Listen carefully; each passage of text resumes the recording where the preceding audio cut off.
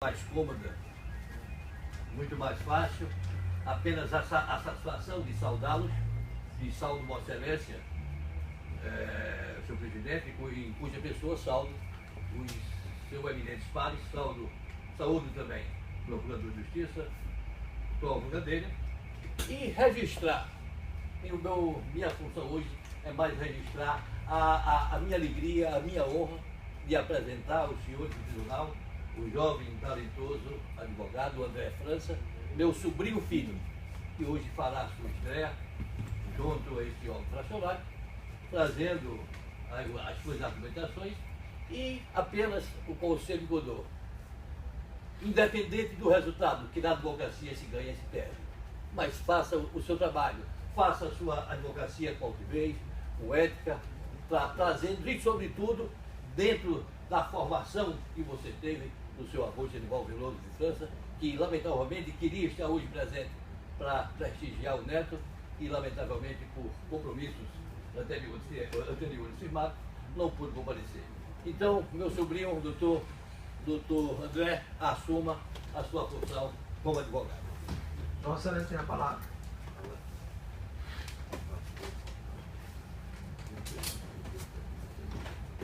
Excelentíssimo desembargador presidente, inicialmente quero aqui afirmar a minha felicidade, a minha gratidão e, sobretudo, a minha honra de estrear hoje aqui como advogado perante esse órgão fracionário do Tribunal de Justiça do Estado da Paraíba. Excelentíssimo desembargador relator, Arnaldo Teodósio, demais desembargadores, do presidente, doutor procurador de Justiça, colegas advogados.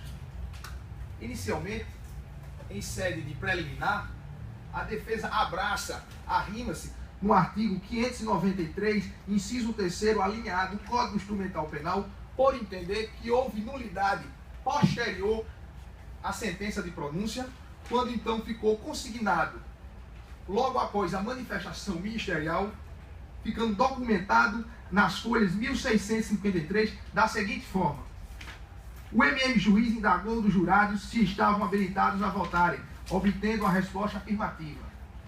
Indagou das partes se tinha algum requerimento a fazer, tendo a defesa também apresentado protesto contra a manifestação ministerial que fugiu das provas dos autos, afirmando que os acusados Luiz Eduardo Santos de Albuquerque e Luiz Rodrigo Santos de Albuquerque contrataram o advogado Carlos Ribeiro pelo valor de R$50 mil para patrocinar a defesa do acusado Tiago Gomes da Silva. Eu queria também é preciso registrar a Vossas Excelências que o protesto da defesa foi realizado logo após a manifestação ministerial e não no final da sessão do julgamento. E sendo assim, entende a defesa que a partir do momento que o Ministério Público inova nos fatos, traz fatos extra-autos, durante então a sessão de julgamento perante o Conselho de Sentença, feriu não só as normas do Código de Processo Penal, como também o princípio constitucional da ampla defesa, por não fornecer o amplo espaço para que a defesa possa assim rebater os fatos que são apresentados em desfavor do seu constituinte. Então, nesse mesmo sentido, dispõe ainda o artigo 476 do Código de Processo Penal, que finda a instrução processual. Será concedida a palavra ao Ministério Público, que fará as vezes da acusação, todavia, nos limites da pronúncia. E desta forma, conforme foi mencionado a Vossas Excelências, a partir do momento que o Ministério Público foge das balizas interpostas pela sentença de pronúncia, trazendo fatos novos ao processo, eivou, portanto, o julgamento, trouxe então a mácula da nulidade. E assim, é primoroso afirmar que o prejuízo aqui não é presumido, mas sim demonstrado, sensitível, quando tal comportamento do Ministério Público atingiu diretamente o cognitivo do Conselho de Sentença, que veio a se enveredar pelo raciocínio condenatório contrariamente às provas dos autos, trazendo a consequência, doutor desembargador relator, de 19 anos de reclusão para ambos os acusados. Então, tendo em vista os argumentos expostos e desenvolvidos até a presente sustentação, requer a defesa que seja anulada, em sede de preliminar, a presente sessão de julgamento. Já no mérito, sobre a ótica defensiva, entendemos que o julgamento foi concedido totalmente contrário às provas dos autos. E antes de entrar de cabeça no coração desta apelação, é preciso trazer alguns fatos iniciais que encontramos dentro do processo penal. Inicialmente, temos que afirmar que em nenhum momento existia alguma rusga, alguma inimizade entre os apelantes, que a eles estão sendo ofertados os fatos como sendo os autores intelectuais, e a vítima desse processo. Esses fatos não são atestados de outros desembargadores por qualquer testemunha, mas sim familiares da vítima, como sendo a testemunha Kelly Maria da Silva Macena, irmã da vítima, encontrada nas folhas 551 e 556, quando então averbou que em nenhum momento Manguito fez reunião com familiares para informar que está sendo ameaçado. Que do conhecimento dela testemunha, Manguito nunca discutiu seriamente com a pessoa de Lula Magal. Testemunha de nome Cláudia Elizabeth da Silva Costa, noiva da vítima. Que do conhecimento dela testemunha, Manguito não tinha inimizade com Lula Magal. Que nunca discutiram, entretanto não se falava. Que o fato de não se falar se dava apenas por concorrentes comerciais. Que a vítima nunca revelou a ela testemunha se alguma vez tinha discutido com Lula Magal. Deste modo, com a lei da Câmara, como se percebe, já não conseguimos encontrar o motivo da suposta empreitada criminosa por parte dos apelantes, o que faz com que desmorona toda a versão trazida pela acusação por parte dos recorrentes, pois não há como se entender, não há como se trazer a lógica ao crime se não se tem ao menos um motivo. E aí lembro das lições do velho professor Genival Veloso de França, meu avô, em sua obra Tratado de Medicina Legal, quando diz que não existe crime sem motivação. Então, nesse mesmo sentido, também encontramos diversos depoimentos encontrados dentro do caderno processual que nem mesmo a família entendia que os apelantes, nunca se cogitou que os apelantes seriam, portanto, um dos mandantes do crime. E aí, já nessa análise subjetiva do motivo, já se desconstrói toda a versão acusatória, transformando, portanto, em fantasiosa. Do outro giro, já agora entrando no ponto saliente desse processo, do ponto saliente, do ponto principal, é necessário recordar os fatos que foram narrados na exordial e, como muito bem relatado o próprio relator desse processo, após a prática do crime, as polícias, tanto a judiciária como a militar, em conjunto, empreenderam diligências para a captura dos executores do fato.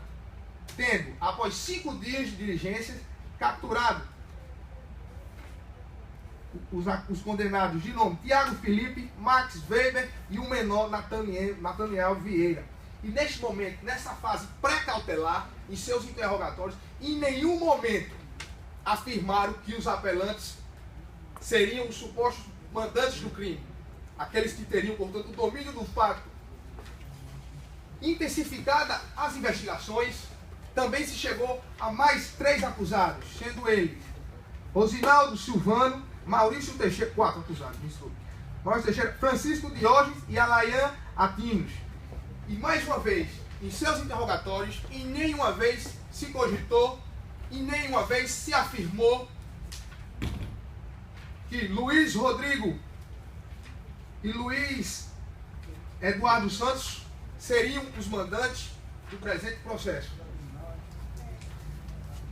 Mais à frente, então, até este momento, processual, os apelantes não estavam ingressados no polo passivo da demanda penal. Todavia, mais à frente, o denunciado, até então denunciado, Tiago Vieira, através de seu advogado recentemente habilitado, requereu estranhamente que fosse reinterrogado. E neste momento foi que trouxe os apelantes a trama, a empreitada criminosa, quando afirmou que teriam sido os mandantes do crime. No mesmo sentido, foi o segundo interrogatório do acusado Maurício Teixeira. Todavia, momentos depois, o acusado, que teria supostamente deletado os dois, sendo este Tiago Felipe e Maurício Teixeira, o acusado Maurício Teixeira foi novamente interrogado, tendo desmentido, tendo desdito as afirmações anteriormente prestadas em desfavor dos apelantes, asseverando então nas suas 546 da seguinte forma: que não confirma o depoimento prestado em juízo no dia 10/3 de 2008, que naquele dia foi o interrogado recebeu pressão de Tiago, que Tiago, mesmo dizendo que este juízo soltaria, ainda continua preso, que antes de ser interrogado novamente no dia 10/3 de 2008, seu advogado esteve na cela, onde ele, declarante, encontrava-se recolhido, e perguntou ao declarante se ele estava sendo ameaçado, que sua esposa não teve contato com a pessoa de Luiz Eduardo, que nunca viu Luiz Eduardo, que foi Tiago quem disse as características de Luiz Eduardo, que nunca recebeu a quantia de R$2.000 de Luiz Eduardo. Esse mesmo denunciado foi novamente interrogado e confirmou as declarações iniciais de que os apelantes não teriam sido os mandantes deste crime. É importante também, e aqui que se encontra o ponto nevrálgico desse processo, porque excluído esse depoimento, só sobra a única prova ministerial, o depoimento do suposto delator Tiago Vieira. Todavia, no dia 23 de novembro, modificou toda a história e foi em sessão plenária perante o Conselho de Sentença, perante o juiz-presidente, que então afirmou que os filhos de Lula Magal não estão envolvidos, que os filhos de Lula Magal são inocentes. É a pura realidade.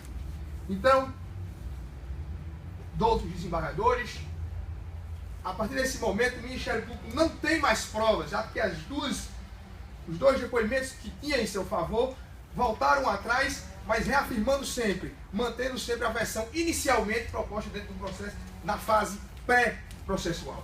Então, não há que se afirmar, portanto, que em se enveredar pelo raciocínio condenatório, quando na verdade não encontramos nenhuma fagulha, nenhum sopro de processo, e ainda que se diga, nenhuma mera conjectura em favor dos acusados, o que desautoriza qualquer raciocínio condenatório, e por este fato pede à defesa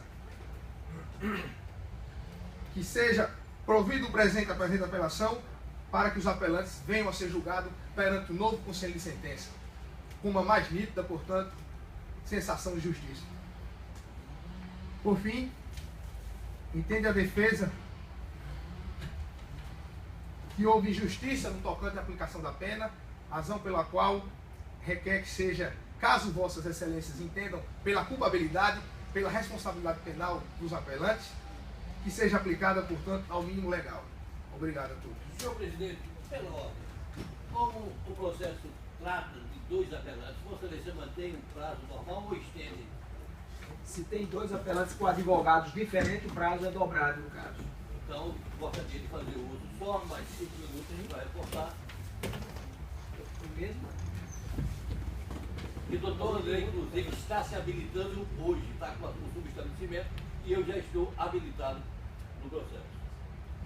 Vossa Excelência está defendendo juntamente com o seu sobrinho? Eu estou defendendo um, Eduardo, e André está defendendo o outro, qual é o nome do teu? Rodrigo. Ah, então são dois réus. São dois réus.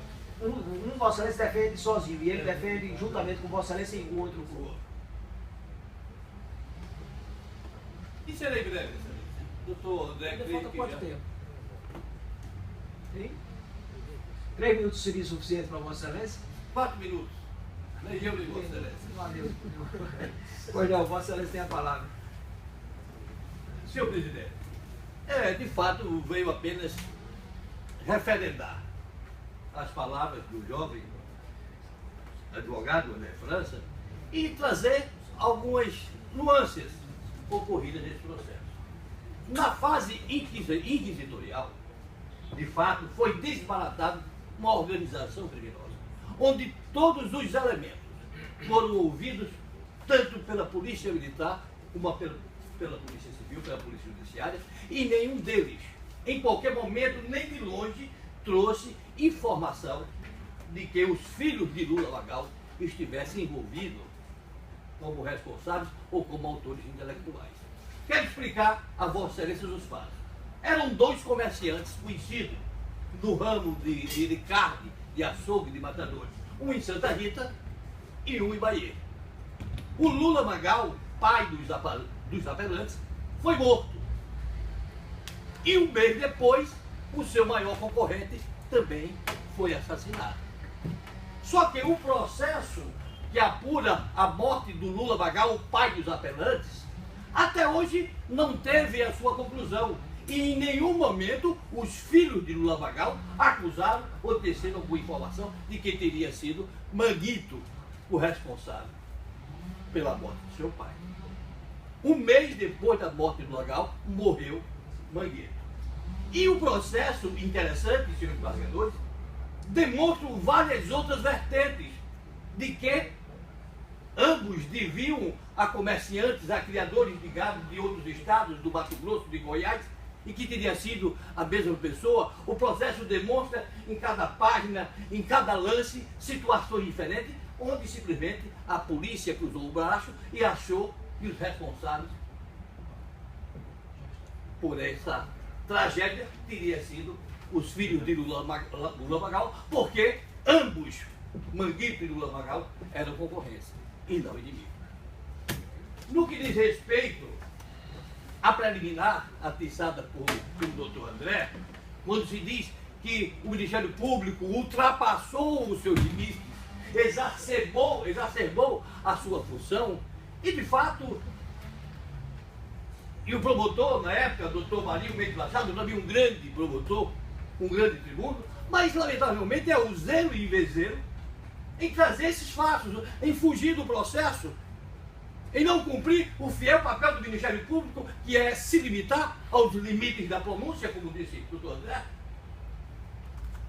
e simplesmente porque um dos réus que tinha delatado mudou o seu depoimento, chegou o doutor Marinho na tribuna, criando 71 fatos do processo, dizendo que os acusados teriam pago 50 mil ao doutor Carlos Ribeiro para que ele mudasse.